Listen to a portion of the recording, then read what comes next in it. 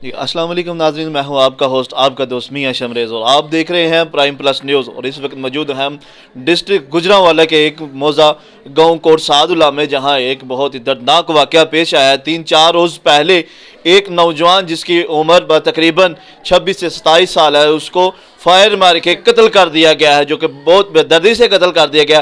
और हमारे साथ उसके लवाहिकीन मौजूद है, उसका भाई मौजूद है, उसके वालिद मौजूद है। आइए हम उनसे जानते हैं ये वाक़या क्यों पेश आया, कैसे वाक़या पेश आया। जी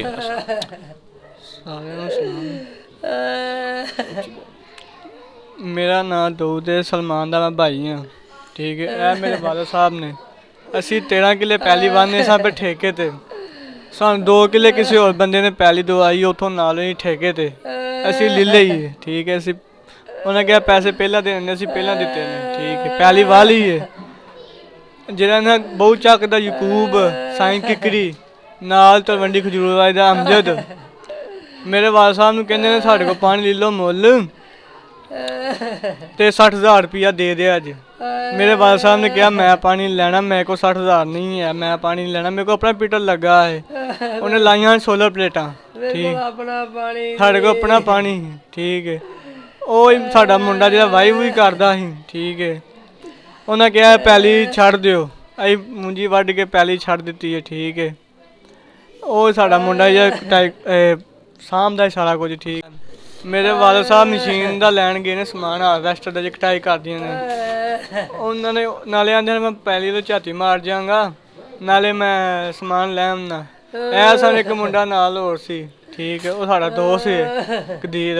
ਇਹਨਾਂ ਨੇ ਡੱਕ ਕੇ, ਉਹ 4-5 ਲੋਕ ਸਾਨੂੰ ਡੱਕ ਕੇ ਮਾਰਿਆ ਵੀ ਹੈ। ਠੀਕ ਹੈ, ਉਦੋਂ ਵੀ ਫੈਰ ਫੂਰ ਮਾਰਨ ਲੱਗੇ ਹਨ, ਪਰ ਉਹਨਾਂ ਨਹੀਂ ਮਾਰਿਆ, ਪਰ ਉਂਝ ਨਾ ਮਾਰਿਆ। ਠੀਕ ਹੈ, ਉੱਥੋਂ ਫਿਰ ਮੋਟਰਸਾਈਕਲ ਉਹਨਾਂ ਖੋਹ ਲਿਆ ਸਾਡਾ। ਠੀਕ ਹੈ, ਇਹ ਪੈਦਲ ਆਏ ਨੇ, ਫਿਰ ਪਿੱਛੇ ਆਣ ਕੇ ਮੋਟਰਸਾਈਕਲ ਦਿੱਤਾ ਉਹਨਾਂ। ਠੀਕ ਹੈ, ਫਿਰ ਘਰ ਆਏ ਨੇ, ਅਸੀਂ ਕੋਈ ਦਰਖਾਸਤ ਨਹੀਂ ਦਿੱਤੀ ਹੈ। ਠੀਕ ਹੈ, ਠੀਕ ਹੈ, ਕੋਈ ਦਰਖਾਸਤ ਨਹੀਂ ਦਿੱਤੀ ਹੈ, ਕੋਈ ਕਾਰਵਾਈ ਨਹੀਂ ਕੀਤੀ ਹੈ।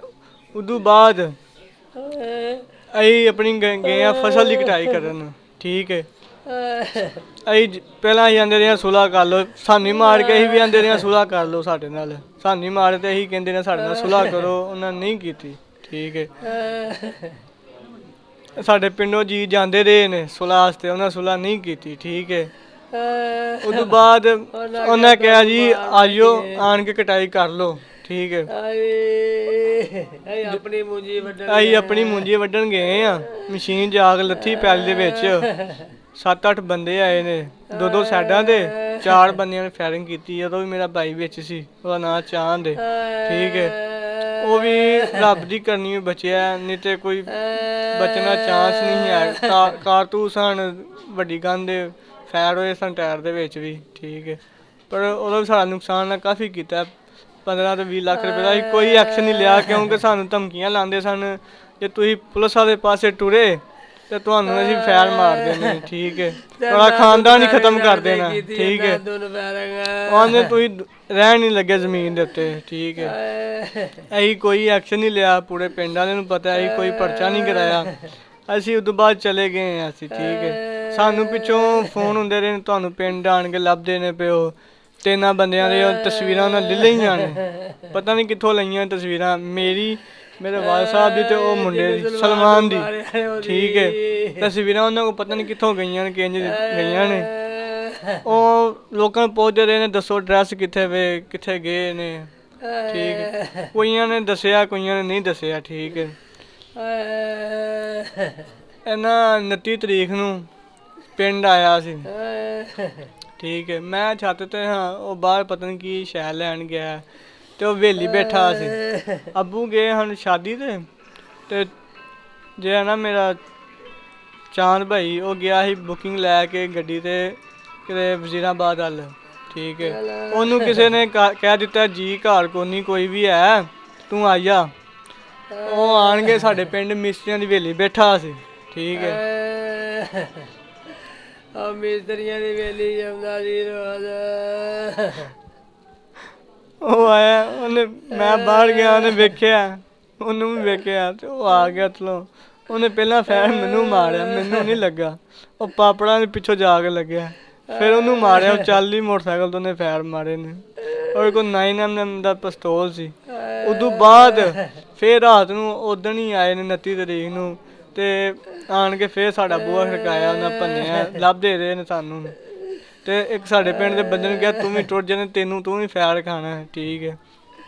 ਪੁਲਿਸ ਵਾਲੇ ਆਂਦੇ ਨੇ ਅਸੀਂ ਬਹੁ ਚੱਕ ਪੇ ਲੱਭ ਨਹੀਂ, ਸਾਡੇ ਪਿੰਡ ਫਿਰਦੇ ਨੇ ਪਏ, ਠੀਕ ਹੈ।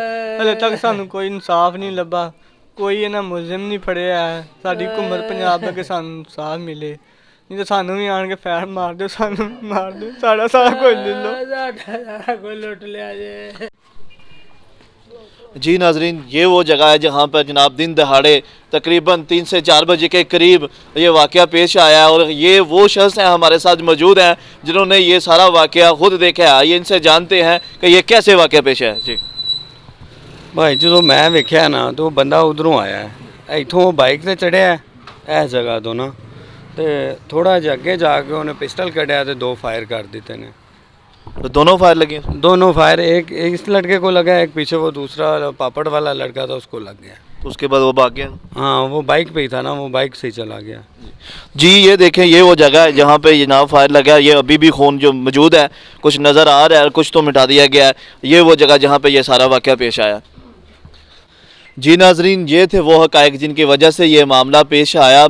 लवाहिकीन समेत अहले इलाका का अहकाम बाला से और वक्त हुकूमत से पुरज़ोर मुतालबा है कि हमें फिलफौर इंसाफ मुहैया किया जाए। इंशाअल्लाह फिर हाज़िर होंगे एक नई वीडियो के साथ नई जगह पे। तब तक के लिए अल्लाह हाफ़िज़।